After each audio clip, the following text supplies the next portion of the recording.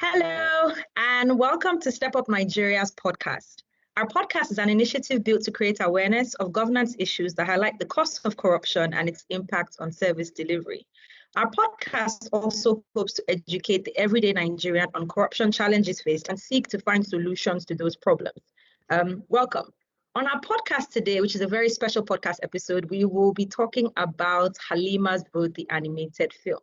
Step Up Nigeria launched Halima's Vote in 2019, Halima's Vote, the storybook, and we're so excited to have partnered with Basement Studios and the MacArthur Foundation to produce an animated film. The film launches in a few days, and so on our podcast today, we have the producers and the cast, the key cast and producers of the film with us today to just discuss some key things about the film. So welcome Ibrahim, welcome Gregory, welcome MB, Onyinye, and Keseina. We can briefly go around the room and just introduce ourselves that way for our listeners. So Ibrahim first, and then Keseina, then Gregory, then MB. Thank you. Thank you so much for having me. Hi, my name is Ibrahim Suleiman. I'm an architect and actor, and I'm glad that I'm involved in a project that is socially conscious and very positive. So thank you for having me. I'm really glad to be here. Good morning. I go by the name Greg Teddy Bear Ojefua, Nollywood's Teddy Bear, one and only. I am an actor, a voiceover artist, an events compare, and a translator, English to Pidgin, Pidgin to English. And yes, I am Ough on Halima's Vote. Hello, good morning, everybody. My name is Keseina Phillips-Odogwu, and I'm actually a Part 5 law student of Obafemi Awolowo University, and well, a voice artist as a result of the works I've done with Basement. So yeah, that's basically it. And I played the role Halima in Halima's Vote. Hello, my name is Mbuotidem Johnson. I'm the director of Halima's Votes, also the director of previous short film Emeka's Money. And finally, we have Onyinye, who I introduced earlier, who is the executive director of Step Up Nigeria and the author of Halima's Vote story. So to kick off, Oni, I'm going to ask you the question first because you authored the story. Why was telling Halima's story through animated film so important for you? Why did you think her story had to be told? Thank you, Fermi, and it's lovely to meet all this wonderful cast again. So thank you. So to respond to your question, one of the key message I was trying to pass with Halima's Vote was that anyone can make a difference. And Step Up Nigeria has been using Halima's Vote, storybook to go to schools and give this message.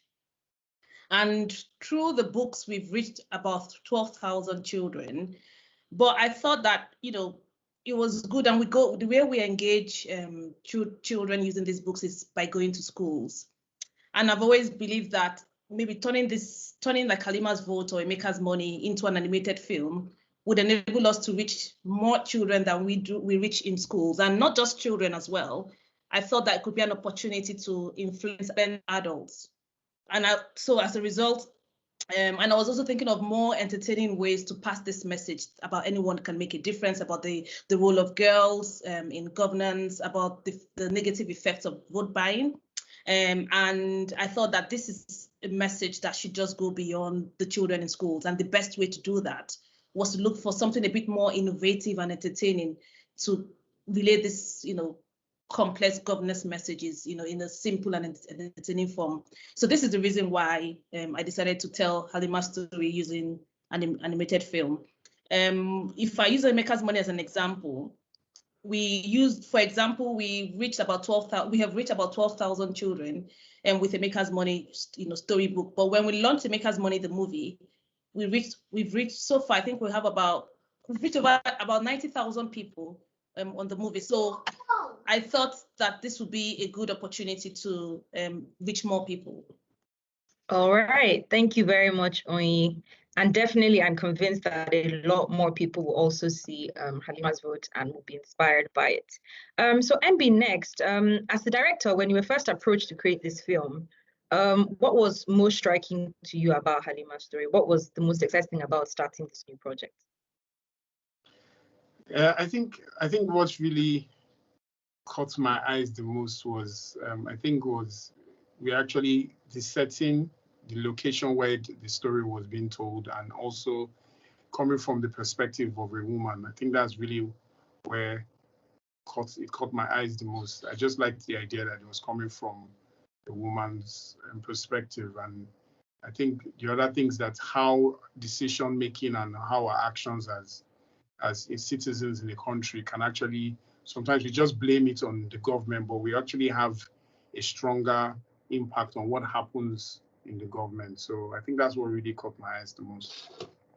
All right, MB, thank you. I'll ask you a bit more about the production part of the film later. So yes, Greg, very happy to have you back. I can tell you for a fact that children love your character in schools. The moment where you say, look at this small boy, you know, and the big eyes from the animation, people absolutely love it. So glad to have you back on this project as well. You played the governor in Emeka's Money, and now you're Ough in Halima's Vote. So which of the characters do you prefer being as a voiceover artist, and which of the films do you prefer? How was the experience like?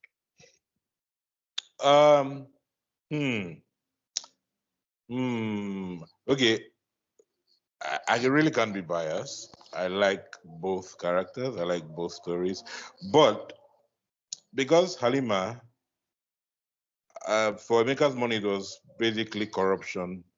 You know, corruption.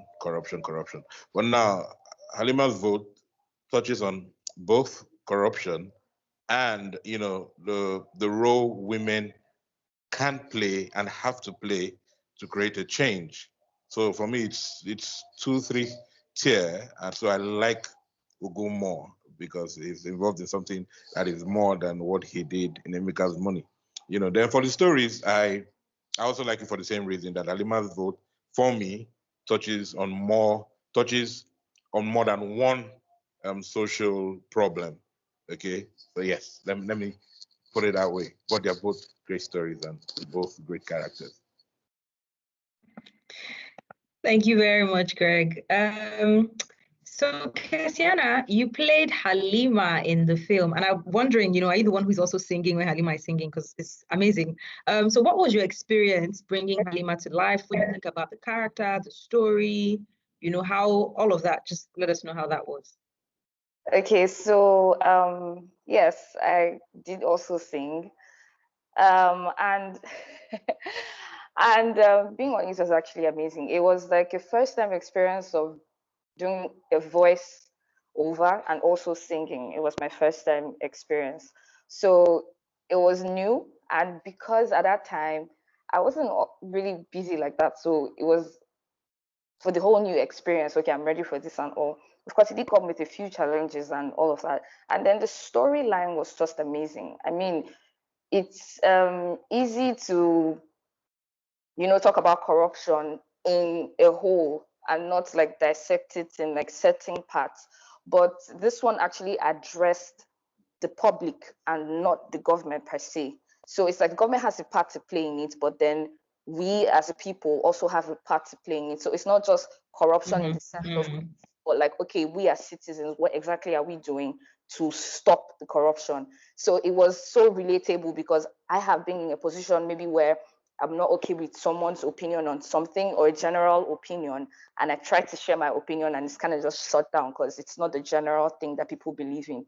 So it was like I could relate to Halima on that basis because it's like she was thinking this is supposed to be for the society and for the betterment of the community, but somehow those people thought it was supposed to be a normal thing to just take bribes and all of that. So yeah, it was really relatable, and I could see more from a citizen's perspective than the country as a whole. Thank you.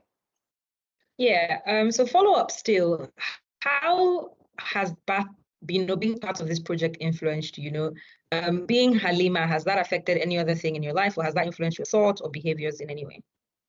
I would say that it has emphasized certain points that has always been there. You know, points like having to stand and share your opinion because everyone is entitled to that. Ordinarily, we can just sit back and be like, well, let them just do whatever they want to do, because I mean, a whole lot of people are doing exactly the same thing, and there are just a few people who don't really want to go with that. But rather than act, they just, you know, they're laid back and they don't want to react and stuff. So I feel like the the whole thing, the whole animated film emphasized the point of having a voice and actually using that voice in helping your society. And another very important thing I noticed was it wasn't set up in an urban area. It was a rural area. It's a small factor of a state, not even like the whole country as a whole. So, you know, seeing that from a rural perspective, it just shows that everyone is supposed to have a hand in making the society better. So that emphasis made it so important, because I could be in school and I'm supposed to be making impact by, you know, spreading that positivity and trying to reduce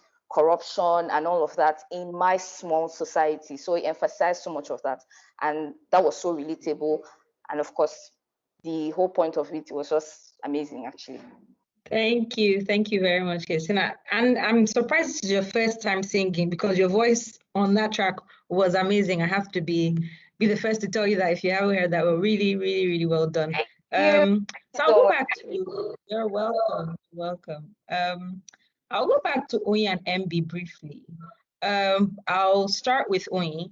How would you say Step Up Nigeria and Basement Studios were able to bring this vision to life? How was working with Basement on this? Were there any challenges or lessons in the journey to creating this film? So Ough first, please. I'm laughing.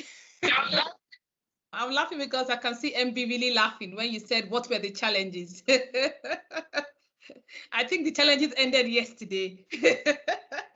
But it's been so what is it? What, you know, we've worked with, this is the second project with Basement, right? So one of the things I like about Basement is the fact that they kind of share the vision of what Step Up Nigeria is trying to do.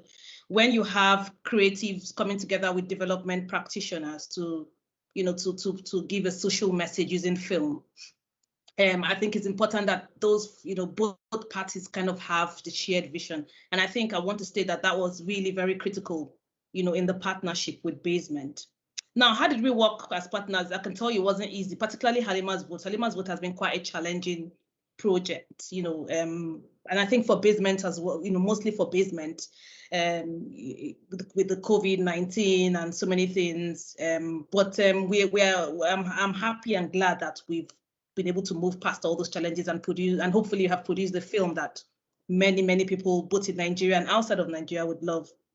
One of the things I want to point out is like the beauty of this partnership is in terms of the different skills and expertise both parties bring. So for Step Up Nigeria, our role as knowledge experts, you know, was really helpful on the issue of anti-corruption, good governance, and ensuring that, you know, in rewriting, because one of the things is, even though Halima's Vote is based on the book, Basement's role is to kind of create a script and make a film.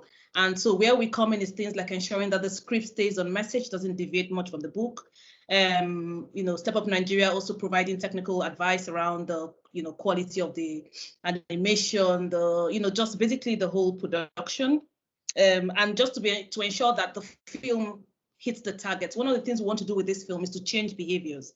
And Greg and Keseina have all mentioned, you know, how, you know, the messaging from the film, and we're hoping that it's not just something people would watch and say, hey, yeah, what a nice film. We want people to watch that film and actually reflect and take action and change behaviors and take a stand. So it was very important, and that's where Step Up Nigeria came in, you know, to ensure that we hit that. And with Basement's creativity and hard work and commitment, I think we were able to kind of hopefully produce a film that will stand the test of time. So I'll say yes. So we worked together at every stage of the project, and Basement is highly talented and creative, and that was how we're able to kind of bring the project, you know, to life. Thank you very much, Ough. So that's the Step Up Nigeria perspective.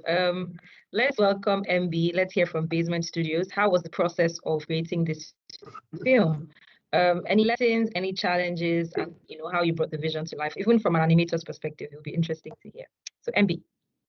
So I think when Yeto spoke about doing Halima's Votes, and after we had done Emeka's Money, I think we just reviewed what were the challenges and the things that we couldn't get right on the first film. And I think one of the first thing was that the 10 minutes felt like it was not enough. to tell the film or pass the message in that sense. So we internally decided to put an extra 5 minutes on the film. So I think even at that point, Onyinye didn't even know that there was an extra 5 minutes on the film at that point then. So we added an extra 5 minutes, which obviously escalated the cost, the timing, every single thing that had to do it. Then another thing we also couldn't do on Emeka's Money, we couldn't get the message of the song within the film. We had to leave it on an end credits level. So now this time we wanted to put the song within the short film, which was an overdue, sincerely. It was just an overdue. We went ahead and went to create 3 songs, create an EP, a short soundtrack. I've been hearing this every day, Farami. Sorry to cut you. MB has tried to make this message every single day to me. We went to overdue, but I think we had a meeting yesterday, the whole team, and there's something that we kept on telling ourselves. We said that when we did Emeka's Money, it felt like we had done something beyond ourselves. And as a team and as a studio, we wanted to push the boundary. We never wanted to settle for just where we were the last time. So that's been our perspective. We want to always raise the bar of what we are doing. And it represents not just us as a studio, it represents our industry, it represents our nation, it represents not just past just a political message, because I notice most of the messages, they're always downplayed, less production quality, so many things. But we wanted people to appreciate not just the quality of the project, but also the message, and for people to take this message very serious. And there's something else that we also try to get. That's from my other partner, Rodney, that he produced and wrote all the songs. We wanted that emotional perspective of the message to go with it, so that once you listen to it, it actually gets to you that as a citizen of Nigeria, you should actually do something about it. The message, the short film is coming at the very right time. I remember when me and Onyinye were talking about the whole NSAS thing, all the things that are happening now. And I think from the whole point of the NSAS, all things that have happened in the nation, everybody has been driving towards the same point. Get your voter's card, do something with your voter's card. And I think that's the message that, we're able to carry along and, just do throughout the whole production. We need to make a change. If this is going to be our own little contribution of a message that could spread during this season to the next election, then we need to make sure that it's done properly. It shows that people behind it really care about their nation. Every single thing was thought through before we actually put it out. Thank you. Thank you very much, MB. I can feel your passion and excitement about the film, like it's on your shoulders. Proud. So Ibrahim is back. So let's quickly get Ibrahim while the network is good.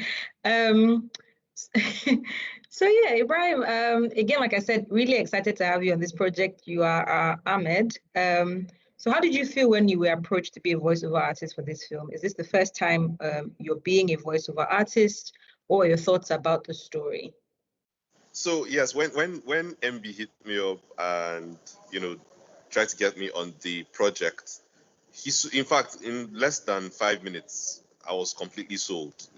First of all, he's a very, very passionate person, and he's very convincing. The man has skill.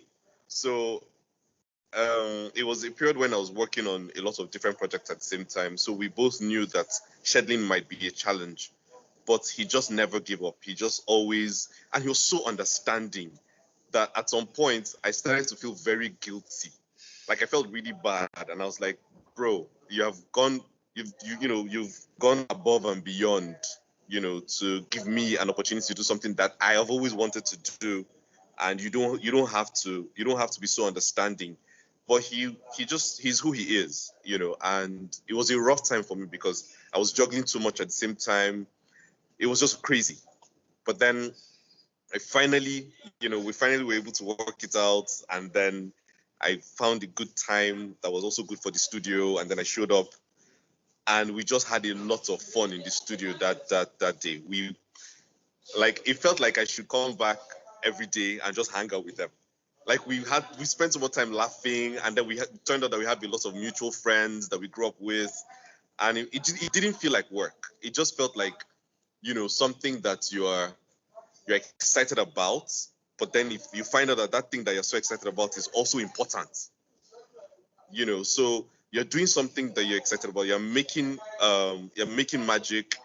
You're voicing for animation. It's something that you're excited about. But then the message behind the project is super important. It is timely, and it's for the good of us all. So that really got me going. And then it was the first time that I was actually doing voicing for animation like that. Normally I do for stills, or I do for radio, or a voiceover for a TVC. But this time, I mean, they showed me the artwork. Can you hear me? Okay. So they showed me the artwork for my character, and I was like, okay, so, you know, hey, that's me. And then I saw Greg's character, and then I even listened to Greg's his own, because he had voiced his own bits, and I heard that, you know, so it just seeing the process, you know, part of the process was great. And then I had to sing. I don't know if you know this, but I cannot sing to save my life. Oh, so that was your voice. Yes. So, but I guarantee you that what you hear is very different from what it sounded like when I did it. So between him and Rodney, I don't trust these men. They're amazing. These guys are just, they did magic. Because, I mean, what I heard when I finished voicing the music part, I was like, you know, they're going to sack all of us from this project if this is how we sound at the end of the day. So I'm glad that they figured it out in a way that it didn't sound as bad as it sounded to me. But it wasn't just honor. And I'm glad that it's something that's timely. And it feels like it's even more timely now than it was when we filmed, when we recorded it. It feels, good afternoon. It feels even more timely now. So I think this is the right time. This is the right time. Yeah. Thank you, Ibrahim. Quickly, you know, as someone who grew up in the North, the story itself, did that resonate with you in any way? And what were your thoughts about it? So yes, it did. It did strongly. It did because generally worldwide, we know that women, you know, aren't getting the how do I put this now? Their voices are not paid attention to the way that they should. And it doesn't make sense to some of us. I was raised by my mom, so I'm used to a woman having a strong voice around me, you know. So, but then in the North, they are basically second-class citizens, you know, if we're being honest. And so their voices are not really heard. They're not given opportunities. And the crazy thing about it is that worldwide, women show that they're capable in terms of making sure structure works. So as long as there's structure that makes sense, it is much easier for women to keep it running and make sure that everybody's happy than the rest of us human beings. In autumn, I haven't seen it this bad. It's never been good, but it has never been this bad. Maybe because more people are more vocal about the atrocities, but it just hasn't felt this dark ever.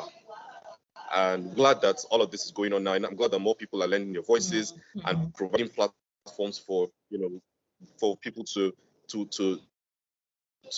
vocal about these things. Thank you very much, Ibrahim. I'm sure you were excited. We can see it as well. Hoping to see the film as well tomorrow when it launches. So next, let's go back to Gregory for a bit. What change do you hope this film will bring about in the viewers? The same thing we spoke about Temeka's Money, and it's been so powerful in inspiring a lot of young people as well to take action. So what change do you hope this film will bring about in the viewers? Do you also think this film will have an impact on adults as well as children in the coming election? I foresee it having the intended change, which for me I would outline as a turn away from our corrupt practices, both as individuals and as government players, a turn around from our discrimination or sidelining of women, a turn around from anti-developmental, turn around from participating in anti-developmental things, so to say, for democracy as a whole, for the good of the nation as a whole. As far as adults go, I want to say categorically that anyone who has a conscience should obviously feel the need to change. Either the conscience be inactive. Those who have an active conscience, automatically they're already prone to good behavior. This will just reinforce it. Those who have an inactive conscience, this will tickle it to get back on track, most likely. You know, it is only those without a conscience in them that will not feel a tug, you know, at their souls to just do right. The message is strong, it is clear, it is direct, it is easily comprehensible by the least educated person. So I foresee the intended change happening for all those who have ears, for they shall listen. So God help us as we proceed with this. Yeah, thank you very much, Gregory. I'd like to hear Ibrahim's thoughts next, if Ibrahim can still hear us. Yeah. So what impact do you hope that the film would have on adults as well? And then in the coming elections, do you think it would have some impact for those who see it? So I think that, as Gregory said, one of the most important things is that rekindling of the conscience. I feel like in this part of the world, in our darling country, our consciences have been numbed, you know, by years and years of seeing people get away with the things that they should not get away with. The point where we expect people to get away with things that they shouldn't. And then we also, without realizing it, we're beginning to look for opportunities to get away with things that we shouldn't. Because everybody else is doing it, so we're like, you know, hey, we might as well. So, for example, if I, for example, was the kind of guy who would, you know, cut corners, break rules, you know, do all of that, getting involved in this project, reading the script, going through the process, it would make me feel some type of way. You understand? You start to think to yourself, am I a hypocrite? I'm saying these things, but I'm doing the direct opposite. Now, when we show this film to our peers and people who are older than us, a lot of them are going to think, my kids are going to see this. And then they are going to know that there's a standard, there's a minimal standard to be held to. Am I going to do better in front of my kids? Or am I going to wait until my kids tell me to do better? So I'm really hoping that that is the kind of impact and influence that this project will have on people who are older. And then for the young people who are going to see it, it would just reinforce what I hope that they already know. Because if we lose the kids, it's all over. So those are two things that I hope for. Yeah. Thank you. Thank you very much. I completely agree with you. Hopefully we have some children in the audience tomorrow who also share their thoughts on the film. So yeah, next, MB, same thing. Your thoughts on what the impact of the film would be? You know, there's a lot that is happening now in Nigeria, and sometimes you hear one news, you hear another news, and for me, this is somehow good news, you know, from the message, and I'm just hoping that what sparked up last year, October, keeps going. The youths and everybody's drive and passion, they keep just pressing on towards the change that we desire in our nation. You know, I feel like we've never been like this, driven like this in our nation, and I'm hoping this message will also add to stir up more people to embark on this journey for the change for our country. Thank you. So Ough, lastly, you know, you wrote the book and now the film is here. What do you hope that it would achieve, especially in the coming elections, you know, with all the clamoring for young people to vote and, you know, bring about that change? Yeah, thanks, Farami. I think everyone, Greg, Ibrahim, MB, they've all mentioned, what my vision for this story is. But I think to crown everything up, I think for me, I think Nigeria needs to begin to have a culture of integrity where we prioritize public good, because I keep on thinking, and it's not just in Nigeria. If you look at systems like the US and the UK, for example, yes, institutions matter, but individuals matter. We need to start paying attention to instilling values, bringing up a generation of people with values that you don't have to say too much. They have been from the family stage to the school age, they have been taught this is how you are to act, whether you're in public service, whether you're a market woman, whether you're, I'm kind of frustrated, about governance issues in so many countries that I've been in, including Nigeria. This is not just peculiar to Nigeria. So I think it's really important to raise that generation. We all have kids. I have an 8-year-old, I have a 6-year-old. I want them to be able to come back home to Nigeria safely at some point. You know what I mean? Like we all have, most of us possibly on this call might have, would have kids or whatever. And even if you don't have kids, just the fact that it's your country. Someone said the other day, we cannot run. You can't be running away. We can't all run away. Yeah. Whether you even run away, it's still home. Home is home. And so for me, this is the first step of kind of like, seeing how can we build that culture? Because I've worked in the field of anti-corruption for over 15 years. We've analyzed, we've talked, even on social media. Me, I'm not really like social media talk. We talk, everybody talks about the problem.